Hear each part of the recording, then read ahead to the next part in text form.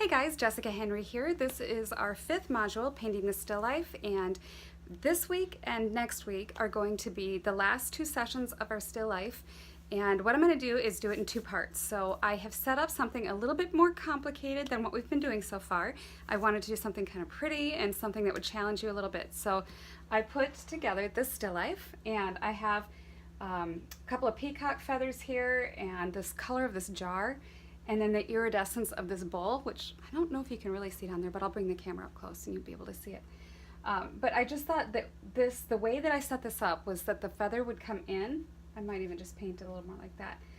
And then this is the center of interest area where this really pretty shimmer in the bowl just kind of picks up some of these colors up in here, and then the color of the this turquoisey greenish feather just brings us right out. So it has this really interesting thing going like this, and the little shell. I'm still kind of playing around with how to put that in there so that it's interesting. But I think about it too as being a little bit like a music note. So it comes in, and then we've got this really fun little sonnet in here, and then this is just sort of like an idea, kind of pushing you back in. It's not super, ooh, look at me, but it's just kind of doing a little job. It's saying stay in the painting. See, because if it wasn't there, what you have is just this stoic sort of zoop. So I like to add just a little bit like this to say, just stay in this area. Okay, so never mind the screw in the back here area here, that was just there in the board. What I have here is just gray paper that I set up in the background that I thought would be kind of more interesting than just black. And I am using natural light today, no spotlight. So we have a really soft light and some strong highlights on here, and that again is another challenge. All right, so let's play with this and we'll see what we come up with. Oh, before we get going, I do have a 16 by 12 inch canvas. This is linen just glued to a board, and you can do that with just neutral pH adhesive glue. And then today I did put one extra color on the palette that we don't normally use, so you don't have to go out and buy this, but I chose it because of the iridescence in this bowl. So I'll tell you what I have on here. This is just the normal colors that we always use: titanium white, cad yellow pale, yellow ochre, burnt sienna, and I threw on some permanent magenta. Okay, it's just a really pretty pink. It's almost impossible to mix that color. And then I just have the ultramarine blue. We're definitely going to use the phthalo green today, and then some alizarin crimson. Okay, so just everything else is as normal as always. All right, let's jump in.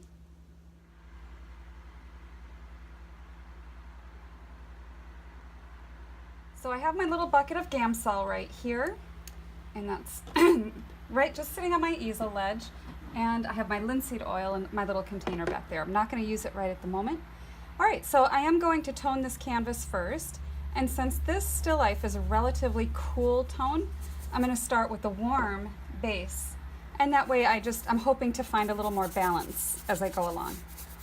So if I start with a warm color and pull out those grays and turquoises, it might have a really kind of interesting effect there.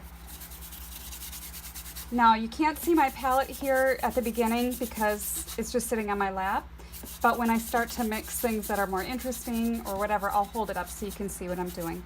All I'm doing with this color here is a little bit of burnt sienna, yellow ochre, and the smallest touch of ultramarine blue.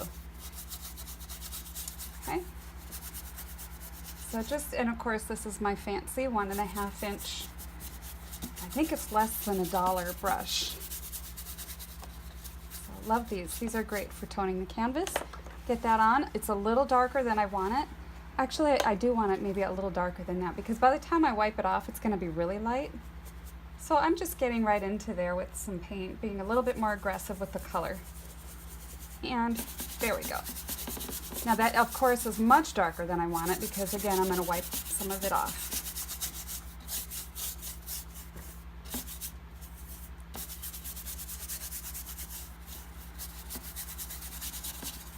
Okay.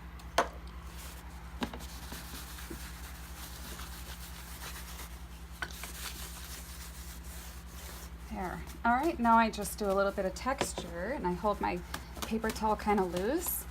I always think that this kind of looks like leather or sort of suede or something just interesting. It sort of breaks the surface up on the toned canvas, and it just has this interesting feeling. That way, if any of it does show through, I think it looks neat. So I got into the cad yellow while I was doing that, and I don't want that there. That's what happens when you're going crazy. All right, so I want to get rid of that. Okay, so jumping in. Just gonna grab, I think I'll grab just a small, like a size 2. You could use a 4. It really doesn't, even if you use a 6, it's fine. I'm just gonna use this to start laying in where I want these objects to go. So again, there's nothing really exciting going on my palette, so you're not missing anything, just the ultramarine blue and burnt sienna with a little bit of thinner. Now I'm going to hold my brush very loose, and as I lean back, I'm considering my composition here. First rule of composition are your 4 edges. Where are your objects going to fit comfortably inside this? So I've got these kind of squiggly things coming out the top, and I think if they kind of end somewhere around in here, the top of the feather, the vase, I don't want the vase right in the middle, so we'll figure that to be about in here. Always adjust things for your canvas. Sometimes you may have to make things smaller or squeeze things over or move them over, however you have to make it work. I think that this bowl should sort of live in this area. I want that bowl and this jug here, or vase, whatever that is, to be what the whole thing is all about. So I want it to have that right in this area, right in there is where all the show is going to take place. So I'm kind of wanting to make sure that the size ratio connection here is consistent with each other too. Keeping my brush very loose, allowing things just to sort of fall into place.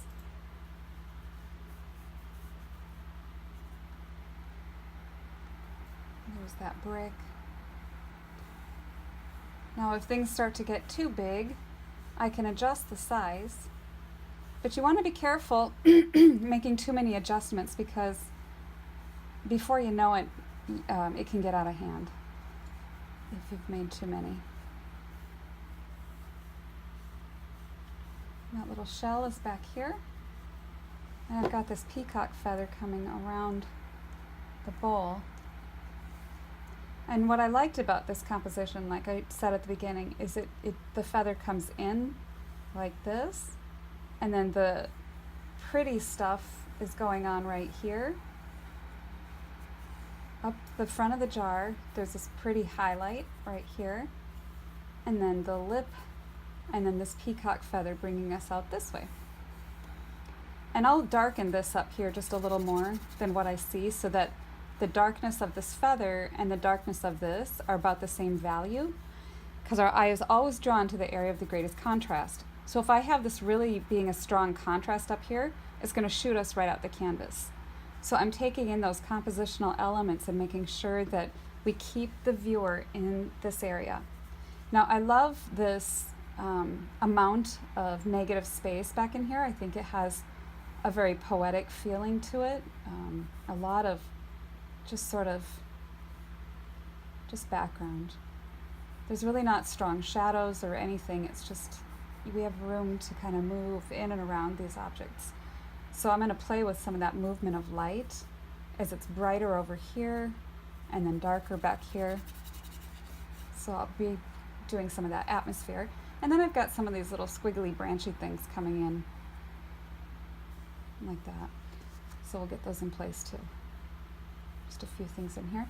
So I have made this jug on here, or vase, a little bit smaller than it is over there, because I wanted some of these things to be exactly the right size for the size of the canvas. This bowl needed to be about this size for what I was doing. So now that I kind of feel good about the size and placement, I'm going to start to refine my drawing a little more. So I'm grabbing a little bit more pigment on my brush. And again, here now we're dealing with perspective. So when we were talking about these in the drawing section way at the beginning, of Rafa, we were talking about elliptical circles in Dan's lesson on perspective. And so just be cognizant of when a circle is facing you, it's a perfect circle, but when it turns, it becomes an oval.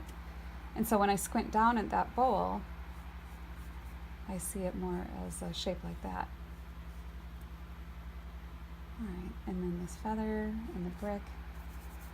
So this bowl has these really unique swirls in the frosted glass, and I may take some time and play with some of those and just to get some of them in. Again, our last lesson was kind of just playing with things and experimenting, and I was hoping to sort of get you thinking along the lines of just painting some things that are not, your normal piece of fruit stuff. And so we did the egg and the copper and the steam coming out of the coffee cup. Well, this week we're approaching iridescence and some of this beautiful transparent glass. And then the contrast of this brick with those different features really has an interesting play on textures. And so that makes it fun. And then I did like just the overall color harmony of this.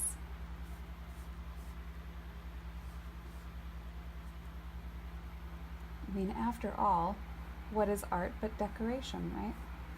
You want to enjoy looking at it. So pick things that you really respond to and find interesting.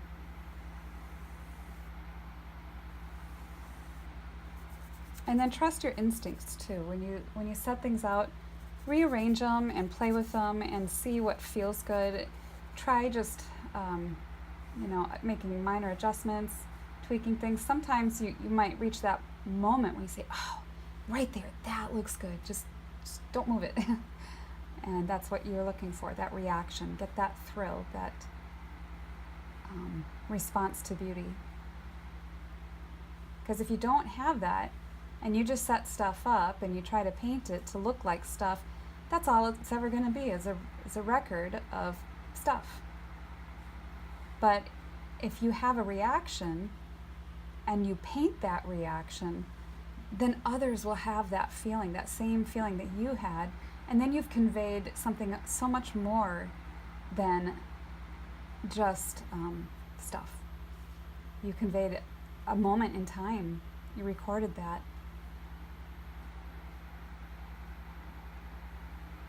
And then, in 100 or 200 years, people will look at your art and say, oh, it was a statement of politics or something, and then it's a lot of fun.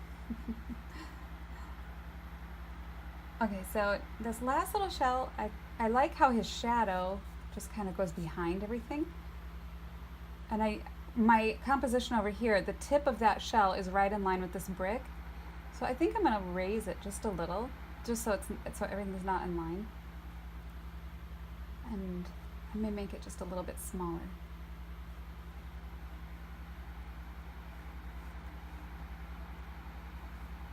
Again, we have this balance, this interesting balance with the different textures and different ideas.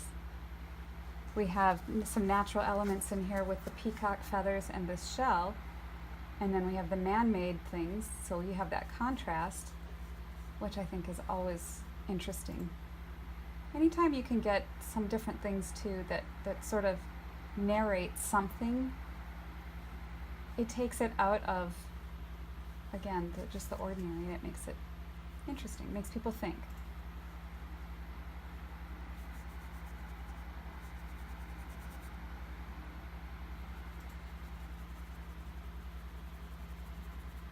And this is a linen canvas, and I have to say it is luxury. I've been painting on cotton lately, and so it's so nice to slip back into linen. It's like putting on a pair of silk gloves. If you haven't tried painting on linen yet, you need to splurge and allow yourself that treat, because believe me, it really does make a difference in how the paint comes off the brush. It just sort of glides off the brush. All right, so what I did there is I just took a little bit of thinner on my brush and I'm rubbing out just some places where I think the value is going to be lighter. So the shine on this face kind of comes up like that. And then we have a few spots in here where it's going to be lighter. This value in here is lighter because it's a frosted glass, and frosted glass diffuses light and it kind of distributes it as brighter.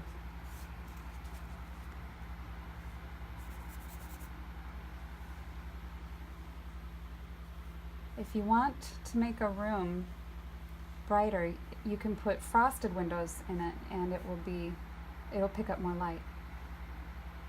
And if you have noticed on overcast days, it just feels brighter because the light is diffused through the cloud cover. And yeah, so now you know. Okay, so there's a little bit of a darker value in this clear bowl where it's picking up the brick value back there. Now I'm going to start to kind of lay down some different values here, a little bit darker now. This is for the brick. And then there's a shadow behind the brick, which I'll add a little more blue to suggest that that's a shadow back there.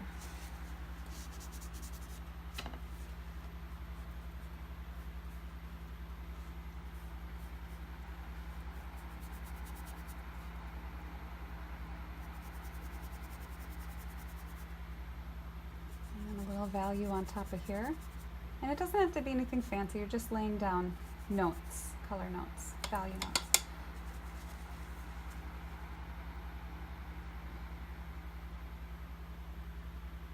That's for that rim of the bowl there, and then I'll do just one up here just to connect these different pieces in here.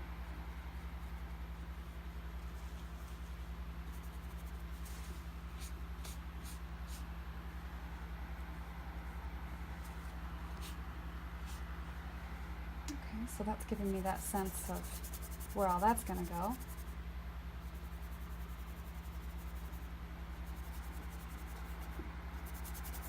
I'm just rubbing some of this out because I want the value on this tabletop a little bit lighter than the value that I have indicated on my canvas.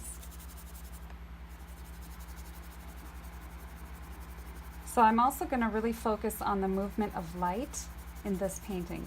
And what I mean by that is the way that light travels on an object, whether it's the tabletop surface or this shell or this bowl, whatever. So we're going to really play with some of that movement there. Okay, bringing this in a little bit more. Trying to avoid the appearance of lines because we're not painting in lines, we're sculpting with paint. So I'm gonna put a little bit lighter background. Actually, I want a lighter background on this side, down here.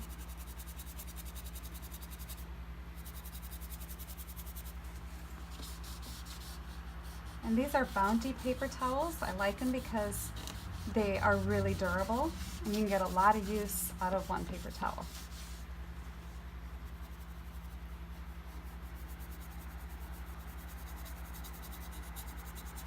And they're very absorbent too, which makes a big difference when you're trying to do something like this.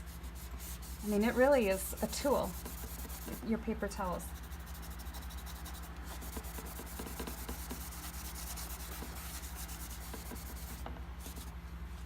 Okay, so I think that that's pretty good. Just gonna soften and lose some of that down there. And I don't need a lot of detailed information as far as how the rest of the values are all gonna play out because you can get that going with paint too. So this is all going to be a little darker in here and darker up and through here. And so you can see now how it's going to start to do this like that. Okay, so let's start applying some paint. So I'm going to jump in right away. I don't have anything in here that is temporal, so fruit that's going to rot or flowers that are going to wilt. I don't have anything like that to worry about, so that is nice. So I'm going to start laying in just some of these key elements, and then I'll start working on the background and sort of jumping back and forth. So I like to start out with the center of interest, and that is this area right up and through here. So let's just start putting in, let's make a gray. And so I'm going to show you here. Ultramarine blue, burnt sienna, and white. And now I'm going to use the linseed oil to help soften my paint. Just a little dab, that's all you need. I'm squinting down at this bowl to see where these different values are. And it's okay to mix up sort of a passage here, so I can just jump in to grab a little darker gray, a little lighter gray as needed.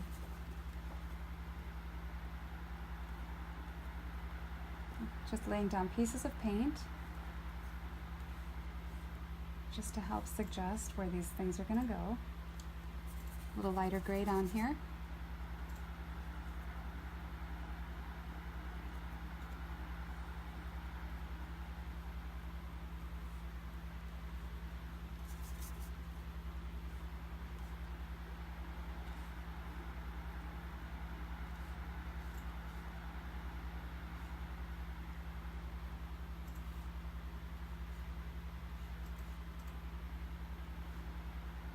So I'm just laying down little pieces, just like that, just so that we can start to see some color in there. And I'm going to grab a little bit of yellow ochre because I see that as this bowl comes down around here, it's picking up a lighter, warmer tone.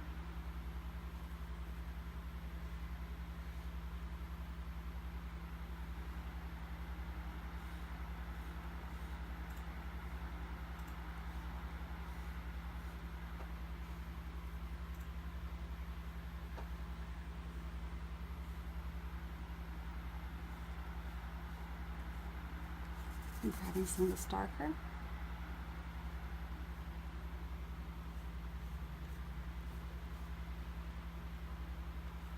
And then I will paint the iridescence on top of it when I'm done with that. Now I'm squinting down over here and just getting some of the outside of this bowl in place.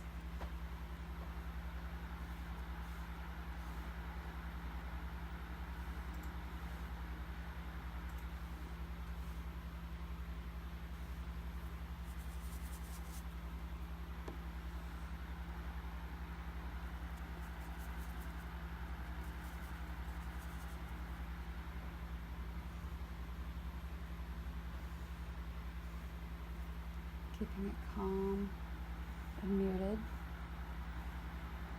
very quiet.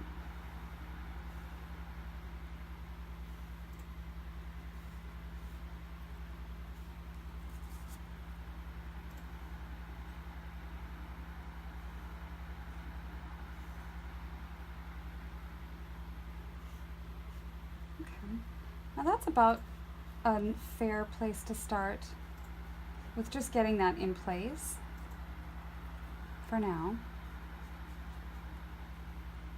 I'll be coming back through here with a lot more accurate representation of just color and highlights and things like that. Okay, now let's get into some of this here, this pot, jug, vase, whatever.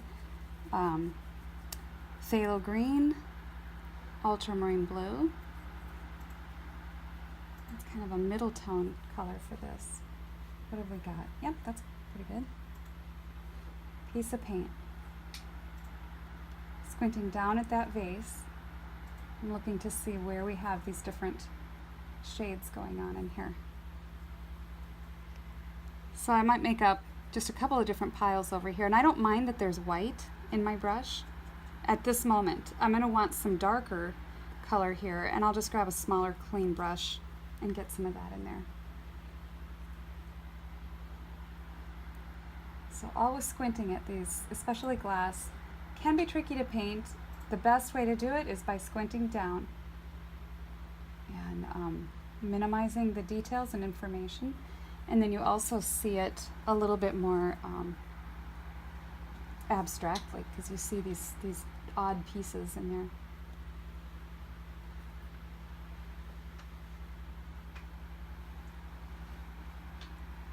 Grabbing a little bit more white. And I see some of that at the top too, as I squint down at it.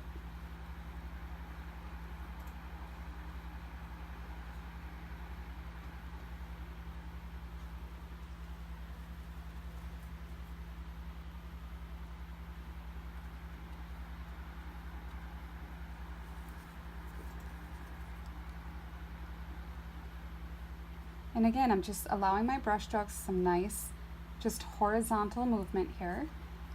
I don't want it to be very distracting with lots of different brush strokes. So I just took a clean brush here, and I've got just the clean phthalo green and ultramarine blue, and I'm looking to see where I see these darkest patches on this face. I'm just pulling those in real quick.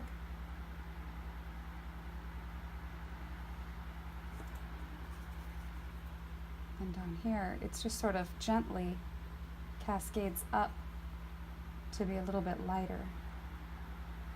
In there.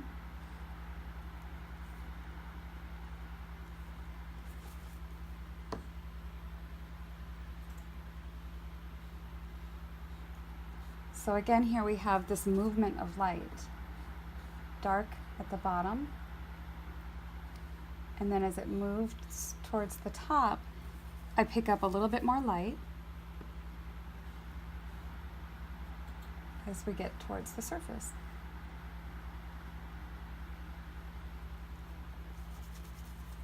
I want this a little darker on this edge.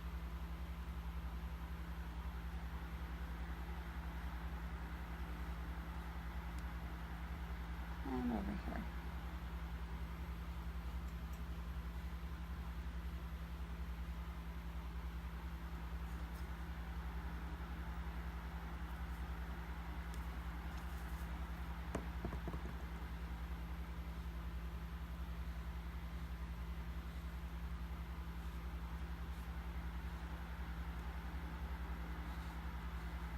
So just kind of cleaning up the shape here.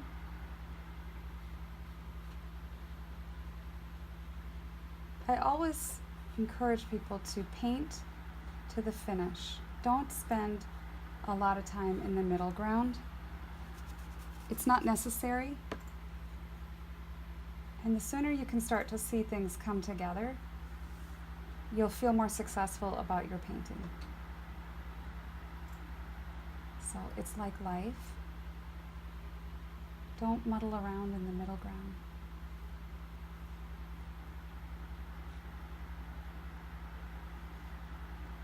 Paint to the finish. Okay. Now I am going to kind of focus on some of this lit area and where I see some of the highlights in there. Cleaning my brush off.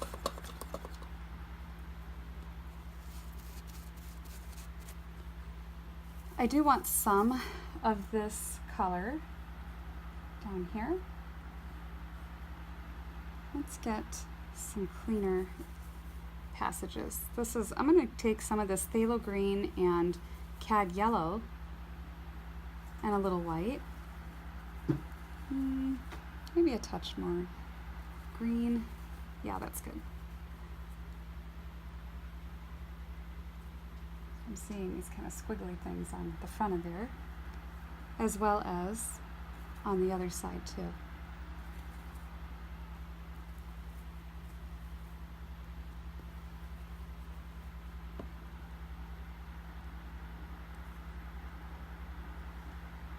That's inside the glass.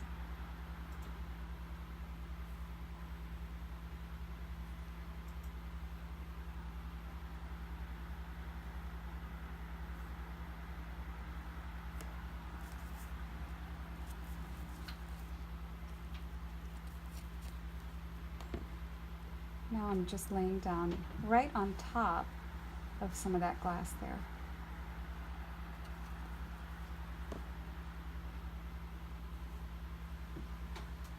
Just as we see some of these shines working their way around the vase. Cleaning my brush off because I want a nice, clean, bright passage now. And this doesn't have to be just pure white, but maybe a little bit of the blue. Let's get some blue in there.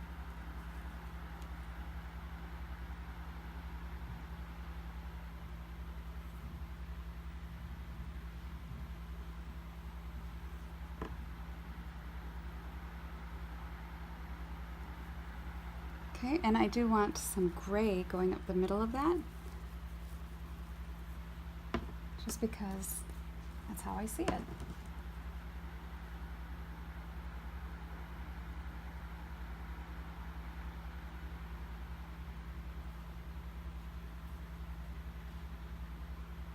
Now we're going to let some of this kind of do this little down here.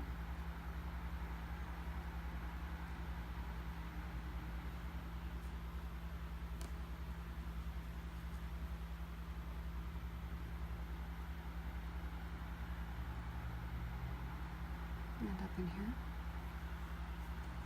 And then I'm just going to take a few little spots of just clean, pure white.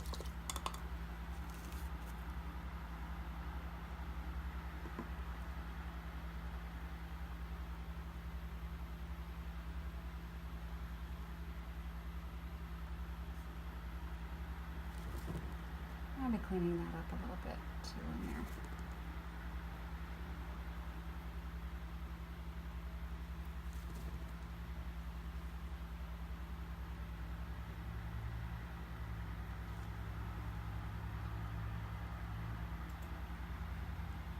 Just taking a really bright turquoise spot of phthalo green, cad yellow, white. And we're just going to go on the inside here.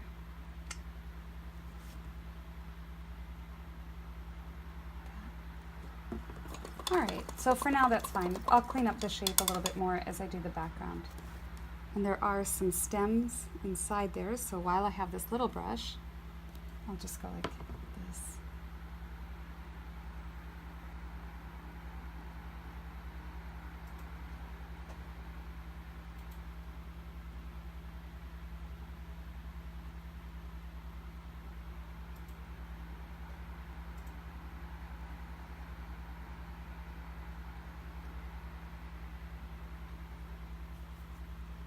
So I'm just suggesting that there are stems in here.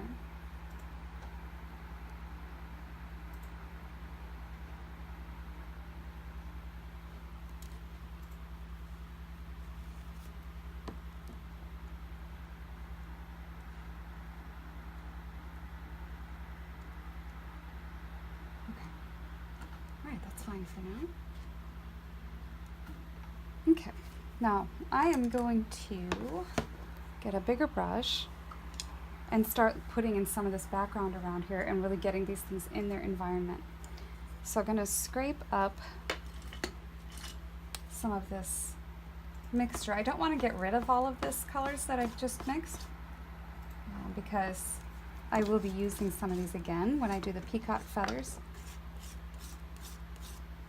So just moving them off to the side on my palette.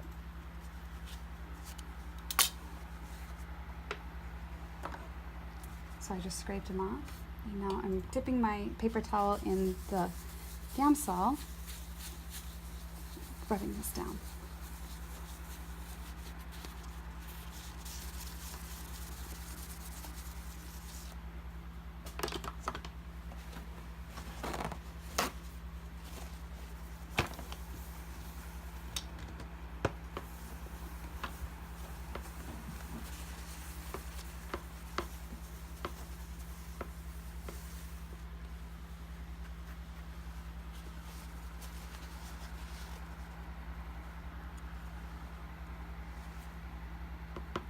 Okay, just gonna make a standard gray. I've got my white ultramarine blue. I'm painting those colors together, a little bit of burnt sienna, and I'm just going to paint those together like this. A little bit of linseed oil. And that is a little lighter, so I'm going to make a pile over here that's darker.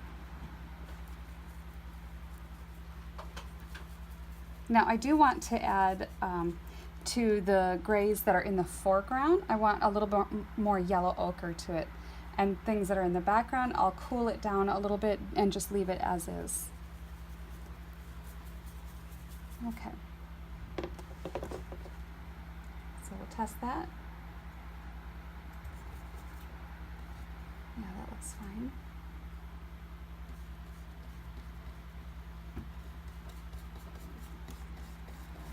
Now remember, I have the warmth of that ground coming through some of this paint, and I'm okay with that because it does give an overall warmth to the painting, which I like.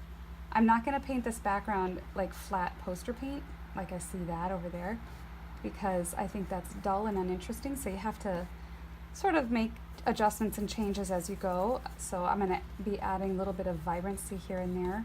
I adjust my brush strokes this way and that way to sort of play with some of that feeling of air back in there.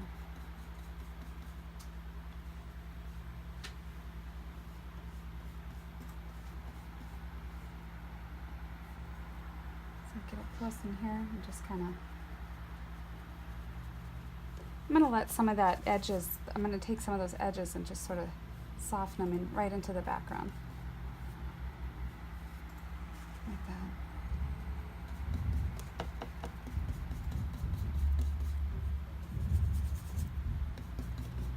Now here I grabbed a little bit lighter because remember I was going to talk about the movement of light, and when I was setting this up and talking to you about it at the beginning, I mentioned how I would like to have a little bit lighter up in here as it sort of plays with some of that atmospheric background.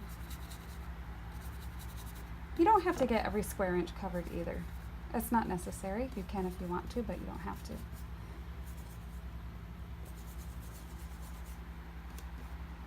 So I did want this side of the vase here a little bit lighter because the light is shining this way and it is bouncing on this background over here.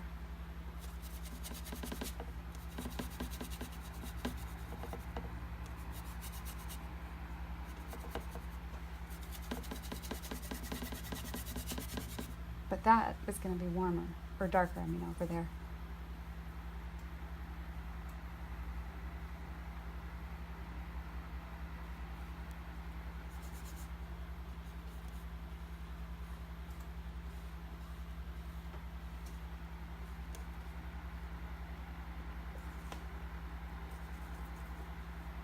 A little bit of linseed oil on here.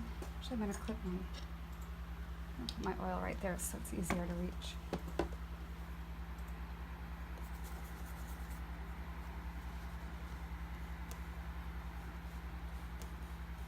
So you can see by just playing with it a little bit like that, gives it sort of that energy that I'm looking for.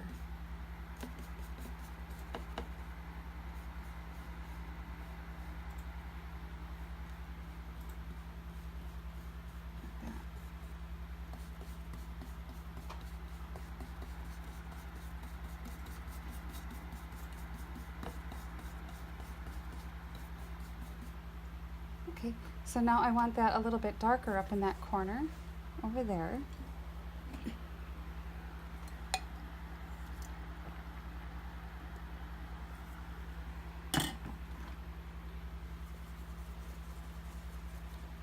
Oops.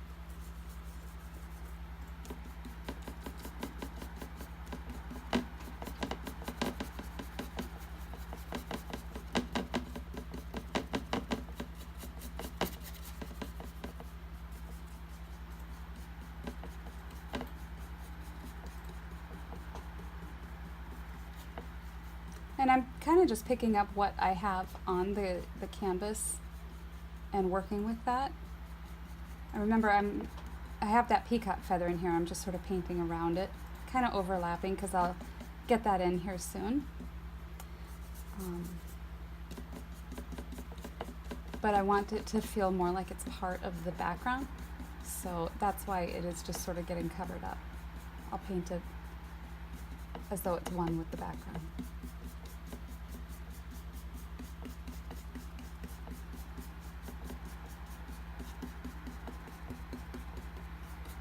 Oops. Got too much of that turquoise in there.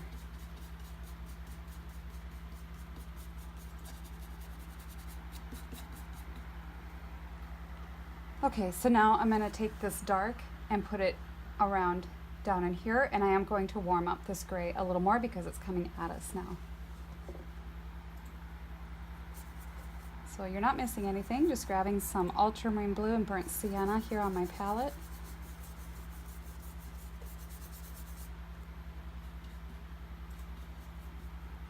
I'm looking over at my still life, trying to capture that nice gray, dark gray as I see it in here.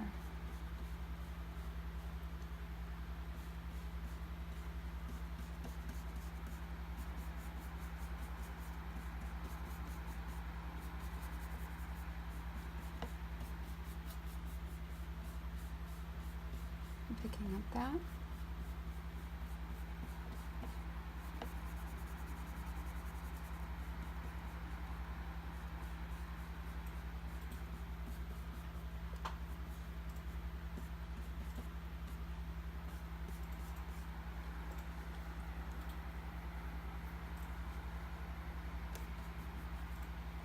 Okay, let's grab some more yellow ochre and white to paint this foreground in here. And I didn't clean my brush off, I just kind of just jumped right into it and grabbed it. A little bit of linseed oil.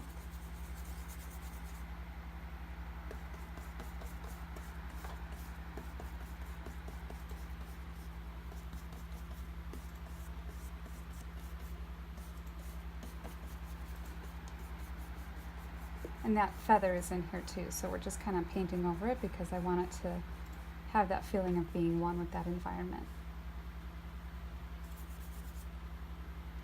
I'm going to paint just a little bit thicker in here because I want a little more thrust to this area on the canvas. It gives it a sense of this is near us than when you paint it like that. And then I keep my brush strokes in here a little bit more horizontal because it has that suggested feeling of it being a tabletop.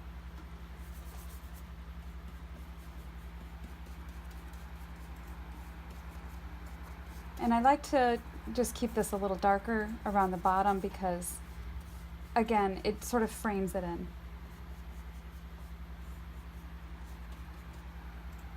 Let's get this while I have this color on my brush, the shadow for this little shell.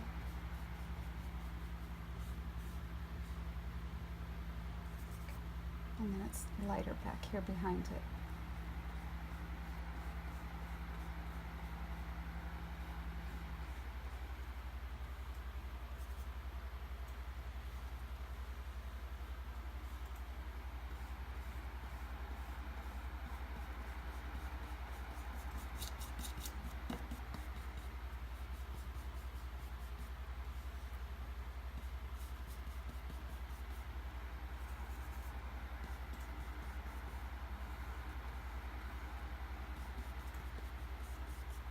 Okay. So keeping it quieter near the edges because we really want to keep the focus in the middle.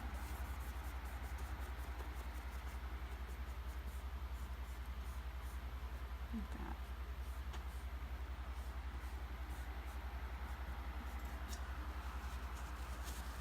that. Okay.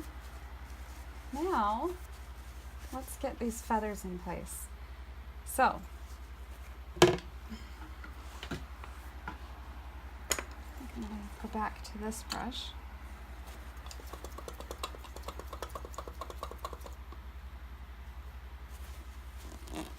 Now the feathers, the darkest edge over there has this ultramarine blue, phthalo green sort of edge right in here.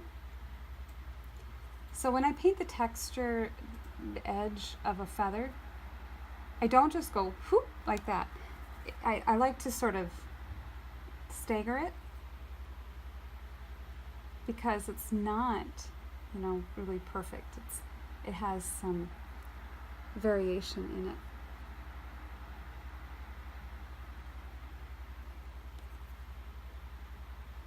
And then the same thing with this one down on the table.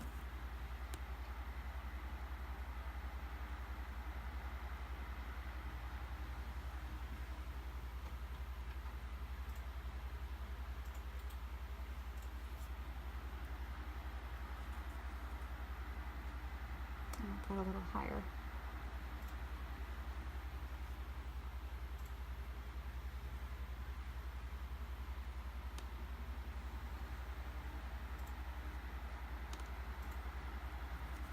So taking some alizarin crimson and ultramarine blue, I want that really deep violet in here.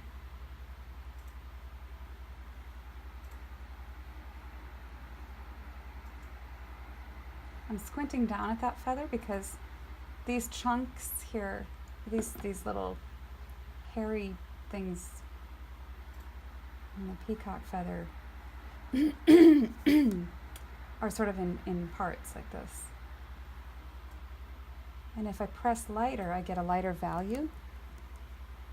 And it looks like more air is in between these things.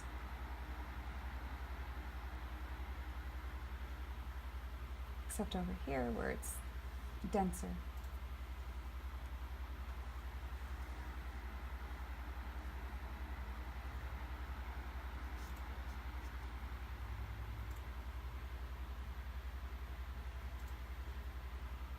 I think I'm going to bring this entire feather up a little bit.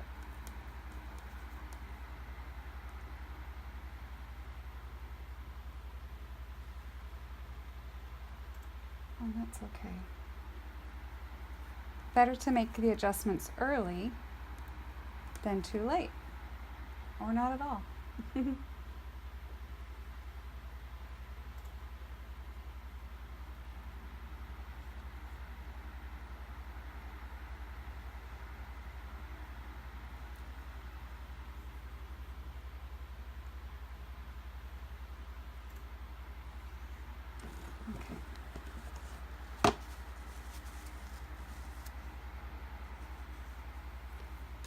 So I'm going to take this now and go back into my gray and just kind of clean up this area where I did this feather.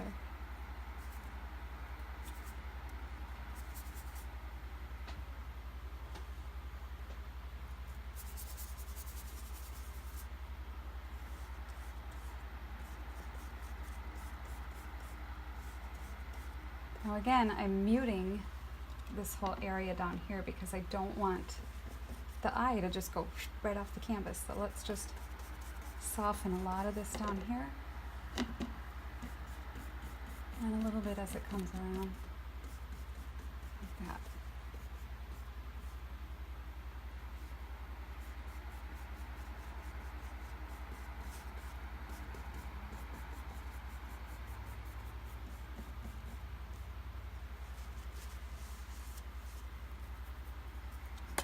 Okay, now dipping back into some of these colors that I already had. I'm going to go back up in here and just pull this color in a little bit.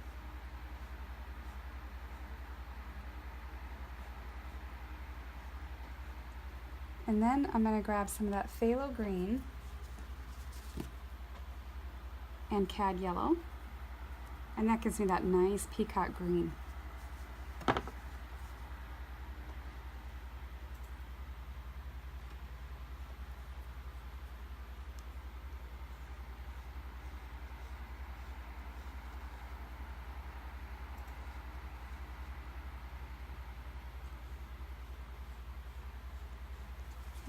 Towards the top of the feather, I'm seeing more of that sienna. So grabbing some burnt sienna and yellow ochre.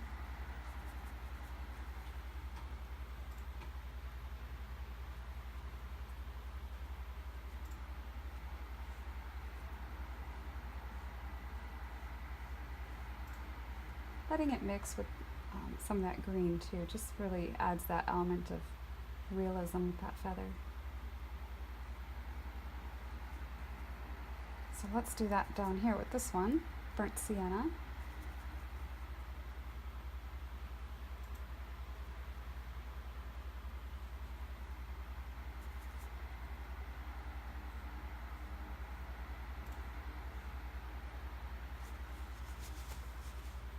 And then I'm grabbing into this violet sort of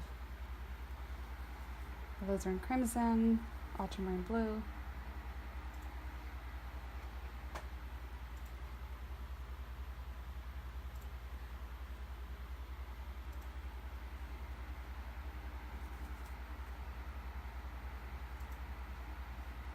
And I'm taking my brush and allowing it to form in the direction that these things are going in. So I'm kind of curving it as I go around, and then scooping up some of that brilliant, beautiful green. See it right on the tips of this.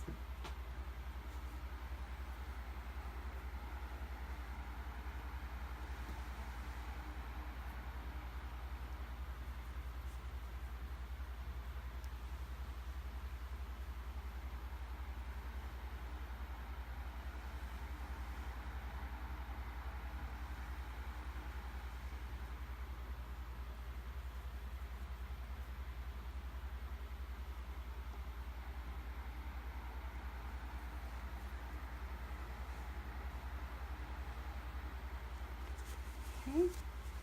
And then there's this really pretty turquoise, cobalt sort of shine on these feathers. So I'm just taking a little bit of ultramarine blue, phthalo green, and some white.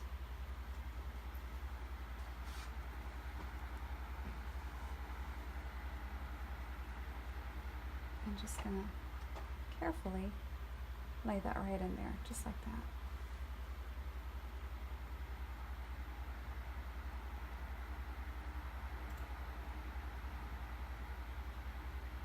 Feathers are really fun to paint. I would encourage you to try these if you have some laying around. It doesn't have to be peacock feathers. You can get chicken feathers or whatever. They're just really, they have a really interesting texture to them.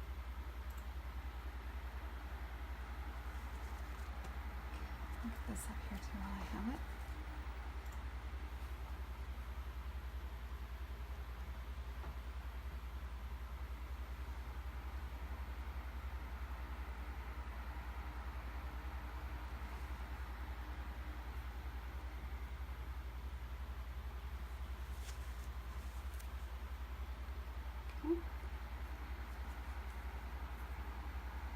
Just kind of refining some of these things up here that were really interesting.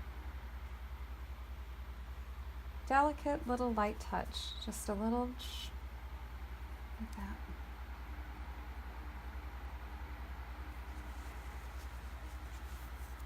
Then I'm going to take some of this, oops, sort of an off-color white, yellow ochre, sienna, mostly white though,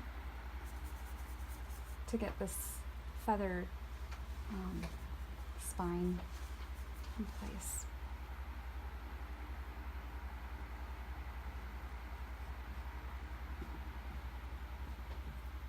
Just suggest it.